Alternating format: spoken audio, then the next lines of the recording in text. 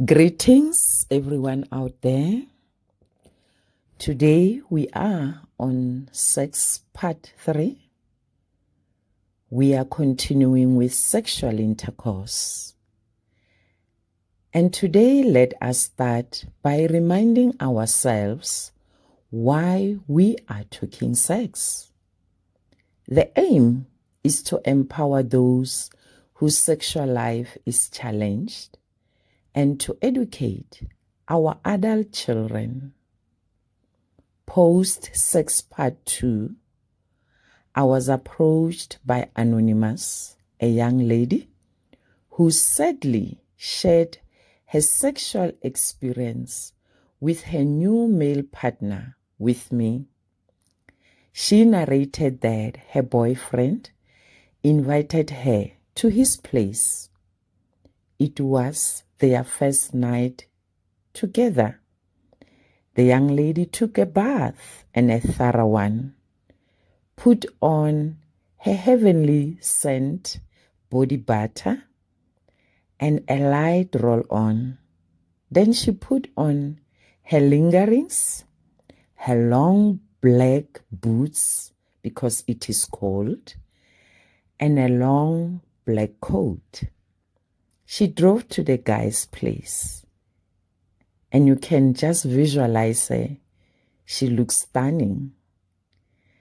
And after dinner, they entered the bedroom. The lady wanted to sexually excite the guy. She started to dance and gently stripping off. She mentioned that the guy, the way he was looking at her, she could tell that he is staring. And in her mind, she thought, he is staring at me maybe because this is his first experience to see a woman sexually exciting him.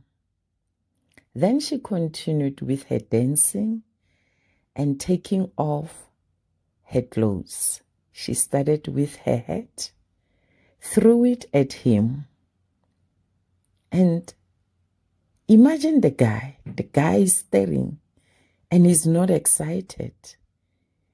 Then she took off her boots.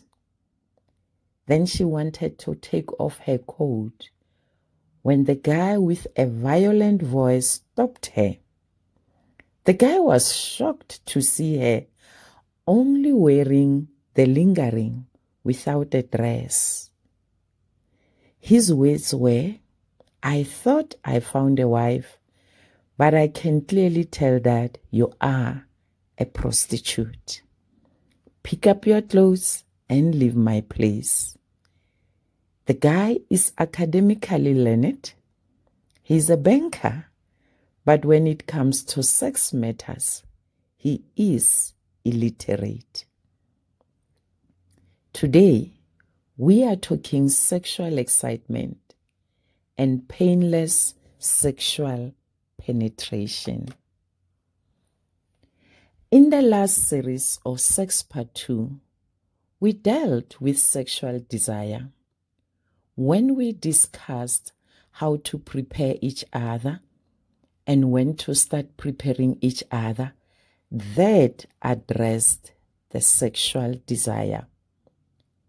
When we text or we call and we prepare each other, we provoke sexual thoughts, we provoke sexual fantasies and sexual motivations to engage in sexual behavior in response to the relevant internal and external cues.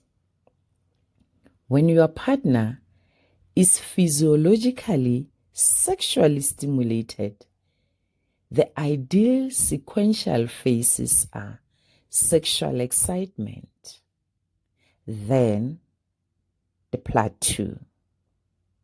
So today we are on the sexual excitement. Let us look deeply in the stage of sexual excitement. In this stage, you are putting on gear number 2 and 3. Sexual excitement phase is revealed by an increase in heart and breathing rates, as well as increase in blood pressure. And here, your brain is highly involved. Your brain is highly active. During the excitement phase, the body prepares for sexual penetration. Gentle and comfortable sexual penetration depends on physical stimulation, depends on erotic stimulation, and depends on mental stimulation, which lead to sexual arousal. The excitement phase involves necking. Necking means kissing on the neck, not harming each other. It involves rubbing certain body parts. We spoke about them in part 2. It involves touching, fondling, cuddling, and any other sexy acts to sexually excite your partner, but without actually doing sexual intercourse. Here, your partner is feeling sexually excited and physiologically ready to be penetrated or ready to penetrate. Still, do not be in a rush. Don't be in a hurry to penetrate, but continue to stimulate each other. In males, physiological sexual arousal is shown by soaring blood pressure, which is revealed by the genital response, penal erection, which is preparing the body for sex. A man who takes time on the sexual excitement phase learns to control and keep their erection longer. But when you rush, you are likely to experience pre-ejaculation. The woman can assist the man to keep their erection longer. For the man to maintain erection, tactile inputs, touching, visual, we spoke about men being aroused by what they see, and the olfactory inputs, the smell, that heavenly scent, play a bigger role. And the imaginative inputs, if you are not meeting for the first time, which means you can visualize one of the past sexual engagements you had together, wherein you really enjoyed.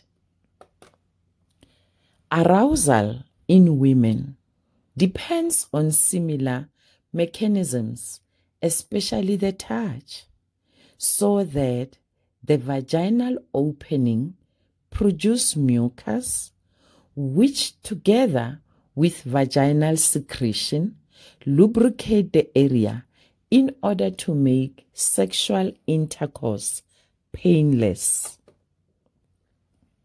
Sex is inevitably an emotional experience when you have it.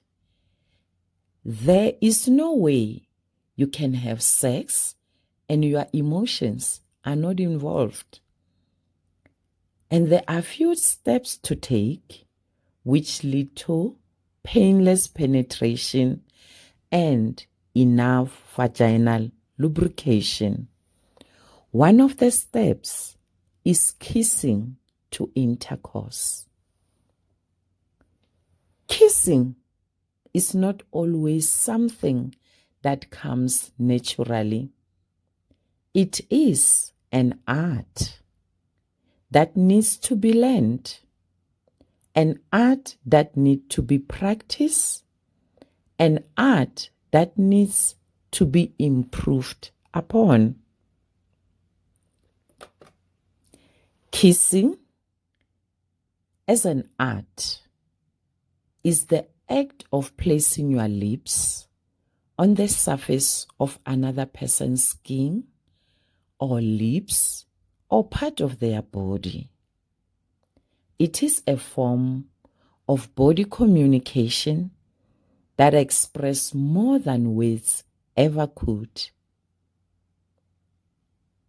And when we talk of kissing, smell play an important role. The sense of smell is an essential part of the whole art of kissing, and you want to make sure your breath take his breath away and make him want to kiss you more, or her breath take your breath away and make you want to kiss her more.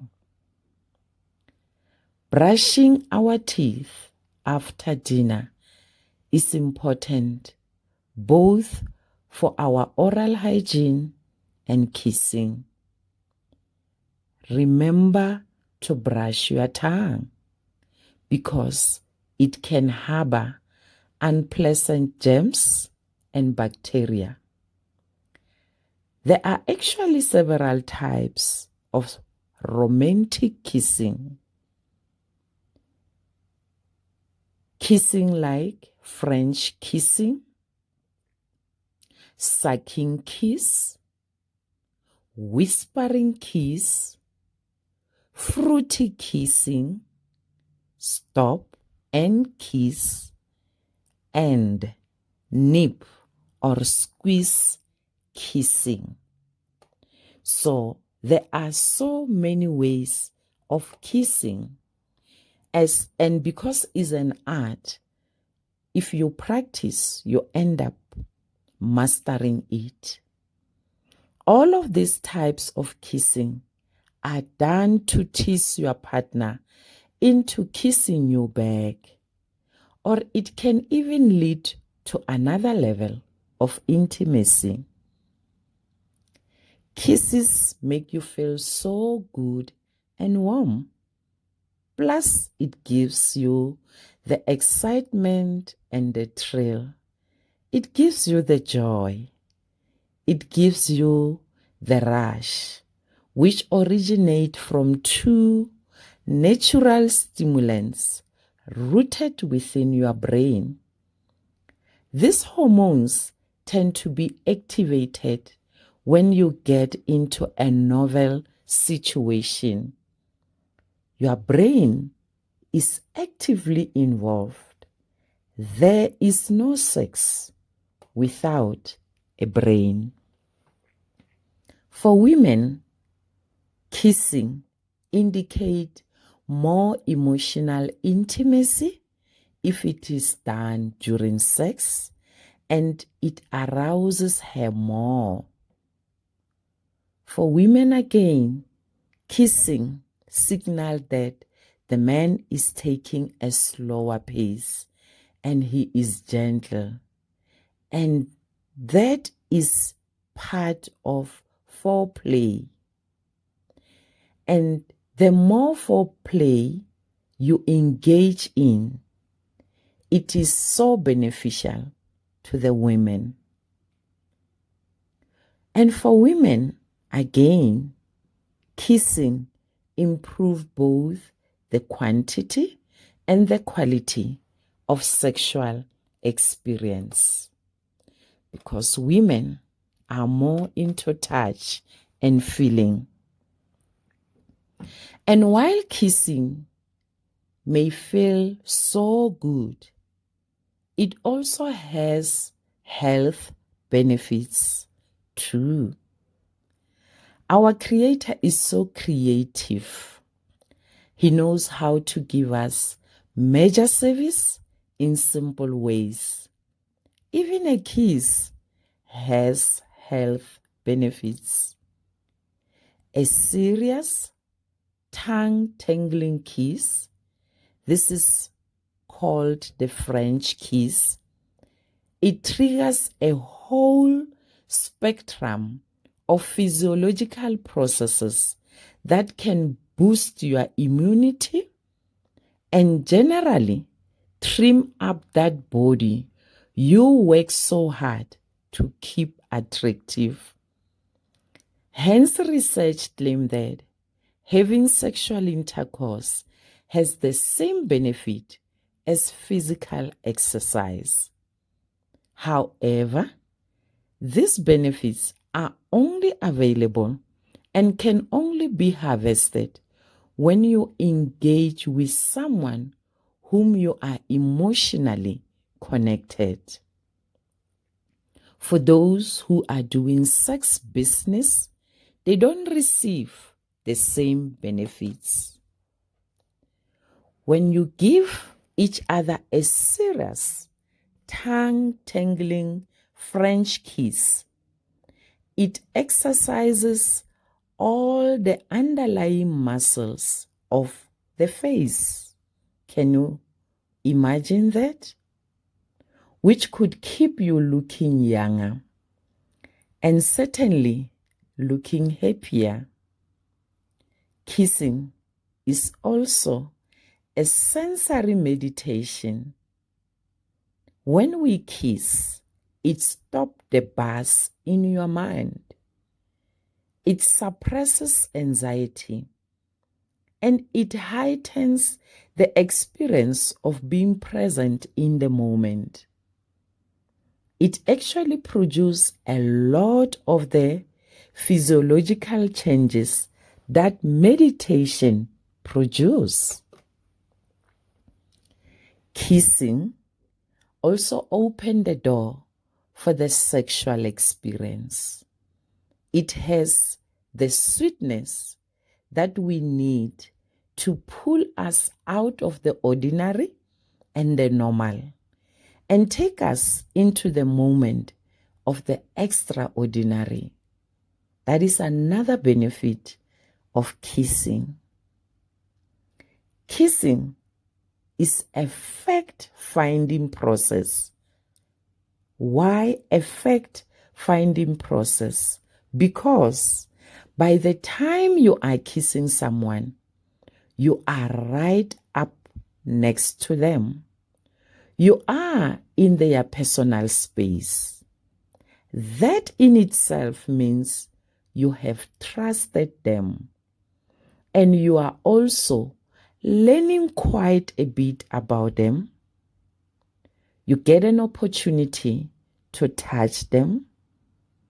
You smell them. You taste them. You see the expression on their face. You learn something about their health status. You learn a great deal about their intentions. Kissing is an affirmation or confirmation of attachment.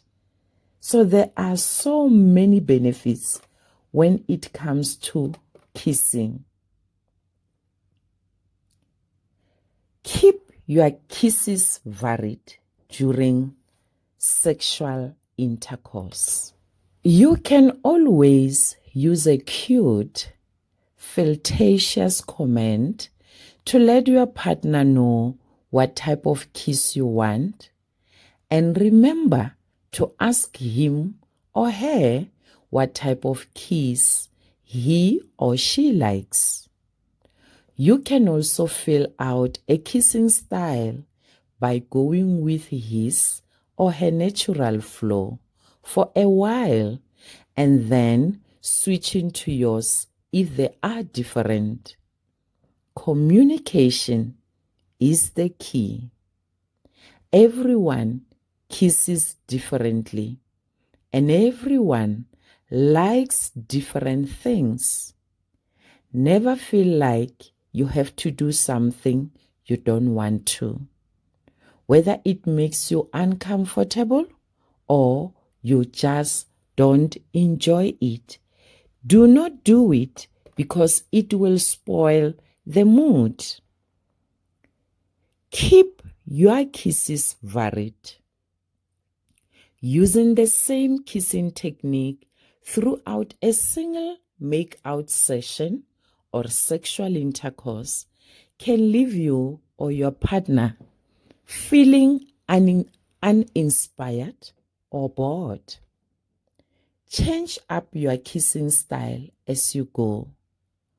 For instance, you can spin your tongue around the tip of your partner's, or use your lips to create a gentle suction for your partner's bottom lip, or upper lip, or tongue, or trace your tongue along your partner's lips. Just a few tips on how to kiss. We are talking kissing during intimacy. Kissing is extremely stimulating if you are in love with somebody. And kissing during sexual intercourse is a way for two people to connect their souls.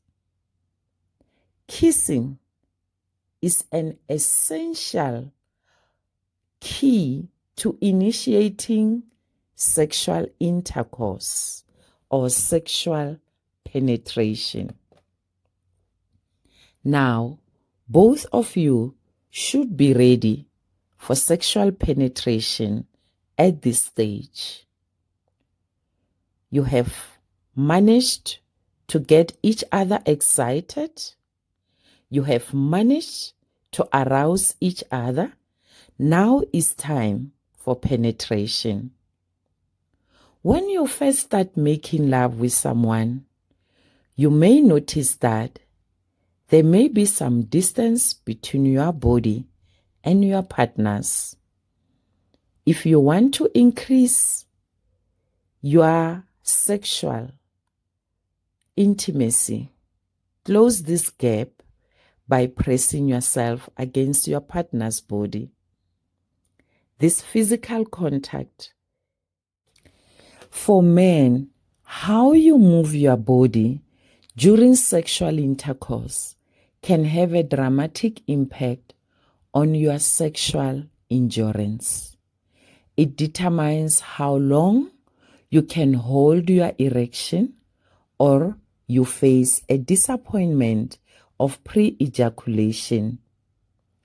Most guys only last a few minutes before ejaculating because they don't know how to manage their mind and their body during sexual intercourse. And now that you have penetrated her, it is time for movement. And the movement is called thrusting. There are different ways of thrusting. The man can thrust with knees straight or knees bent. Find what works for you. If you want a picture of thrusting, remember what the male dog do best during its sexual intercourse. That is thrusting. Practice and your body will direct you how to do it better. The production of vaginal noise during thrusting is not uncommon for many couples and typically is related to the physics of penetration during intercourse. Do not be embarrassed when it happens. The sounds are primarily related to the air being forced out of the vagina during the thrusting of the penis into the vaginal arc. Now, you managed to put in gear 2 and 3. Stay tuned. We shall be unpacking the plateau and the orgasm stage in the next video. Please subscribe so that you will receive notification when a new video comes in. Share our link with others, like us, and stay empowered.